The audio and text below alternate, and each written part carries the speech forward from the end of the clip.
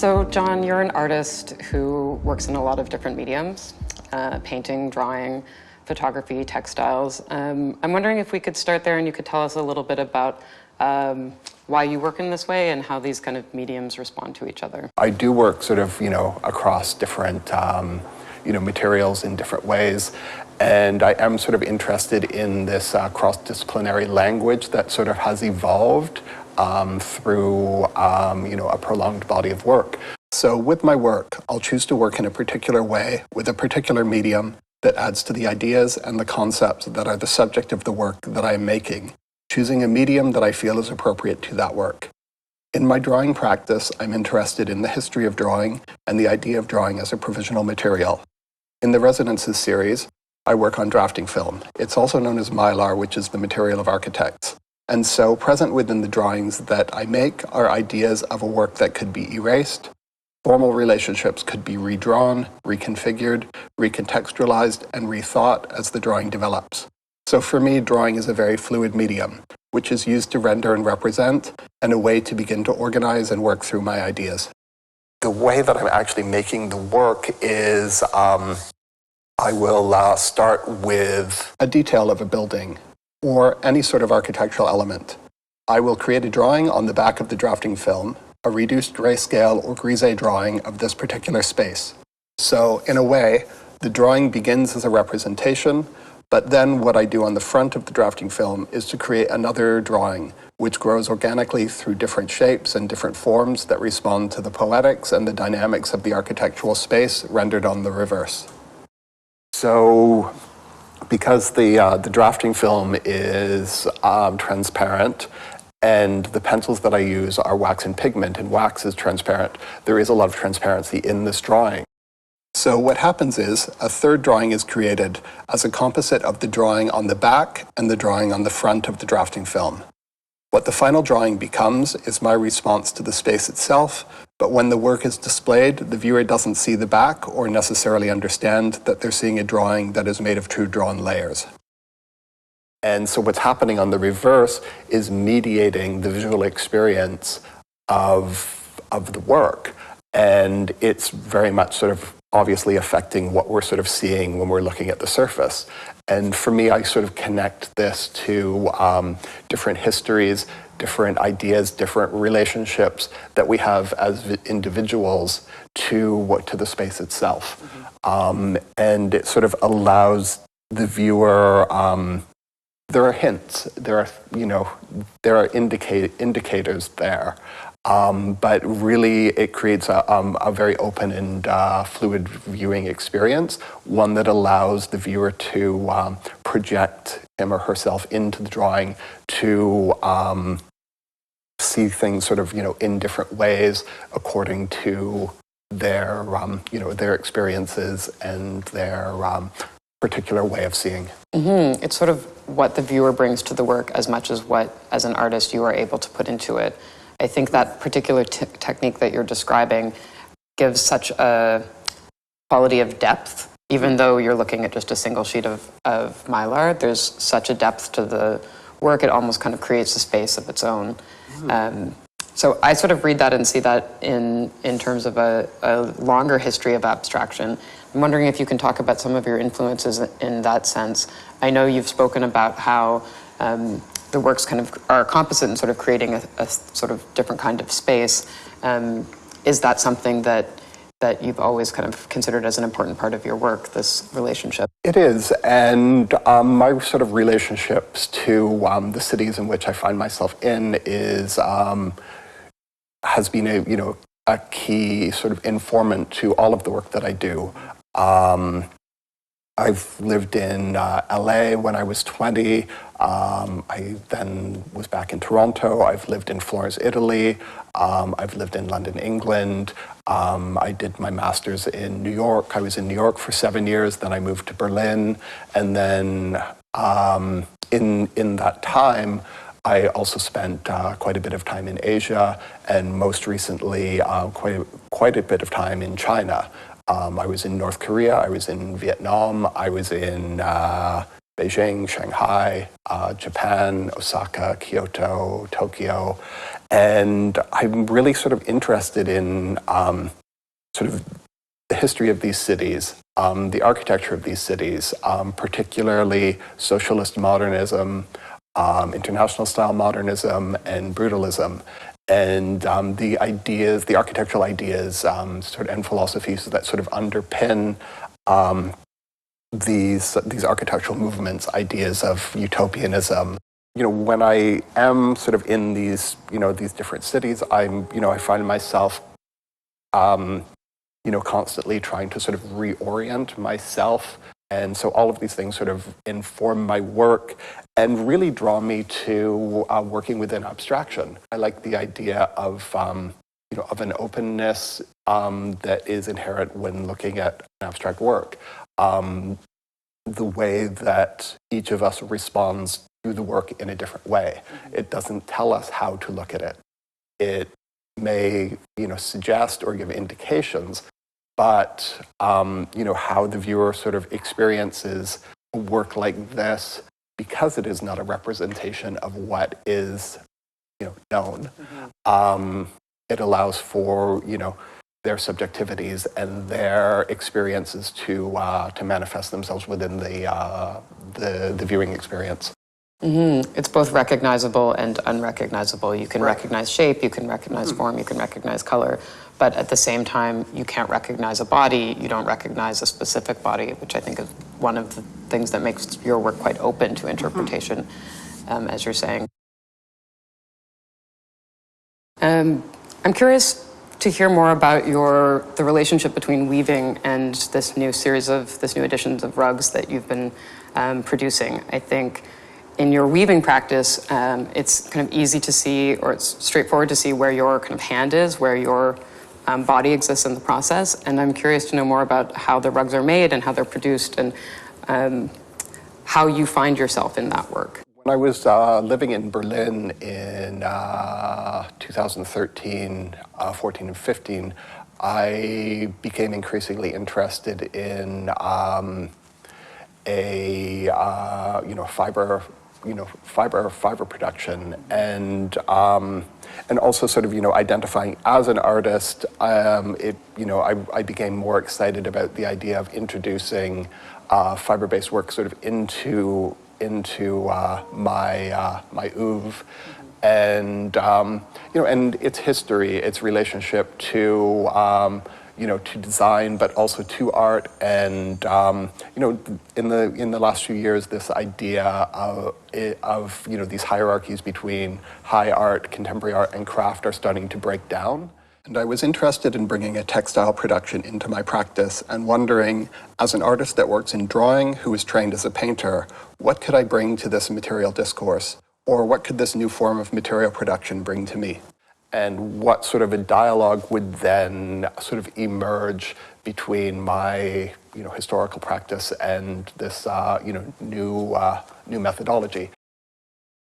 Yeah, let's talk about that a little bit. It's interesting how the relationship between your drawing practice and textile practice returns to kind of find itself through abstraction and the sort of abstraction of cityscapes and architectural forms. But now you're producing this edition of Rugs as one of your latest series, which has a very different kind of process than the weaving that you were doing on your own. So I'm wondering if you can tell us a little bit about what the process of making these rugs is and how they come to be. Strictly through happenstance that I happened to start to make these rugs. In 2018, in November, December, I was doing a residency at iProject Space in Beijing, looking at the sort of the changes happening to the city of Beijing physically, using the 2022 Olympics as a catalyst for this massive urban reconstruction of the city.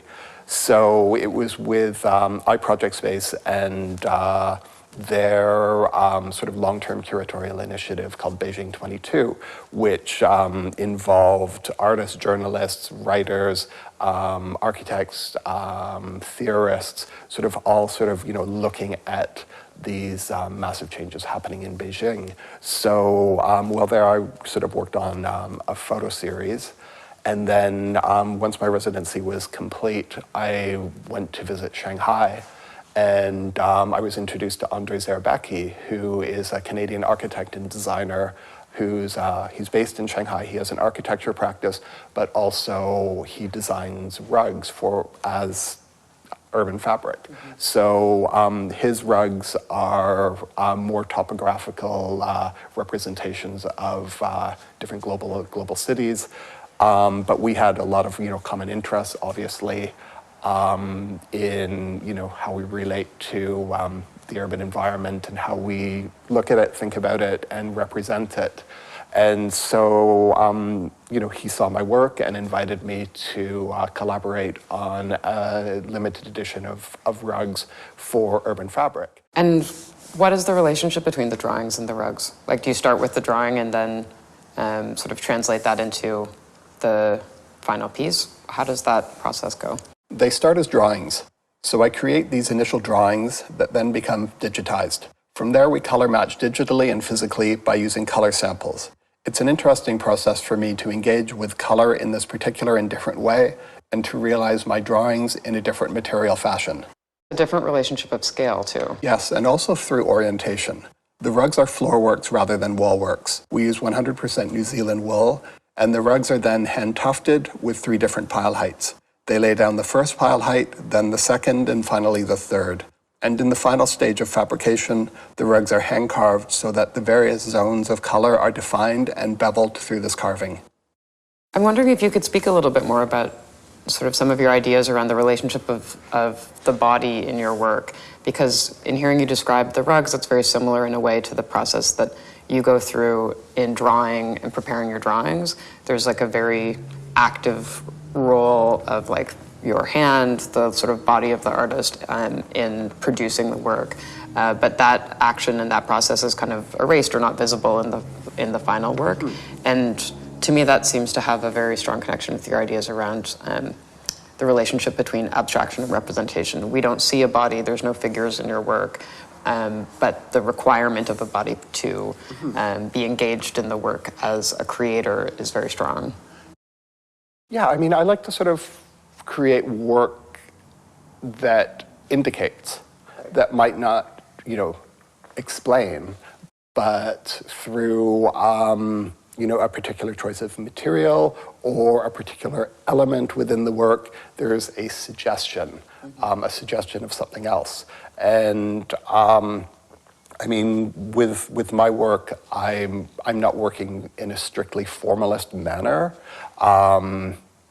which I think we make an assumption that abstraction exists solely as a formalist mode of expression, due to the power of Clement Greenberg in the 50s and 60s and the abstract expressionists in New York that he championed.